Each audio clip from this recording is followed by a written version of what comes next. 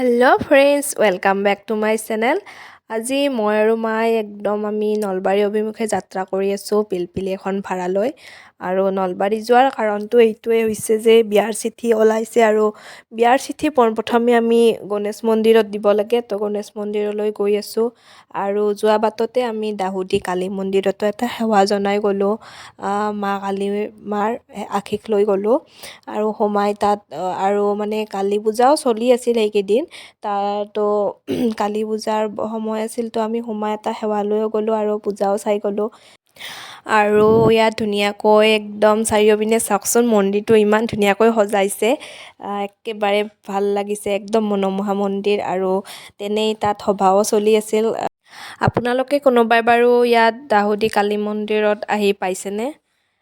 যদি পোৱা নাই, যদি দাহুদিৰ ওচৰত কোনোবা তেনেদৰে ঘৰ হয় তেতিয়াহ'লে আহিব পাৰিব। দূৰৰ পৰা অহাটো অৱশ্যে টান হ'ব, কিন্তু ওচৰত যদি আছে নিশ্চয় আহিব, খুব মনোমোহা মন্দিৰ। আৰু আমি দাহুদিৰ পৰা ওলাই আহি নলবাৰী অভিমুখে আহিলোঁ আৰু এয়া আমি আহি গণেশ মন্দিৰত উপস্থিত হ'লোঁ। আৰু গণেশ মন্দিৰতো আমি সোমাই সেৱা শুশ্ৰূষা জনালোঁ আৰু আমি মন্দিৰত গণেশ বাবাক আমি চিঠি দি আমি নিমন্ত্ৰণ জনালোঁ। আৰু গণেশ মন্দিৰৰ পৰা ওলাই আহি আমাৰ আৰু এটা কাম আছিল, আমি কাপোৰো কিছুমান চালোঁ আৰু বিয়া বুলি। তো সেইখিনিয়ে আজি আমাৰ কাম আছিল। তো বাই বাই।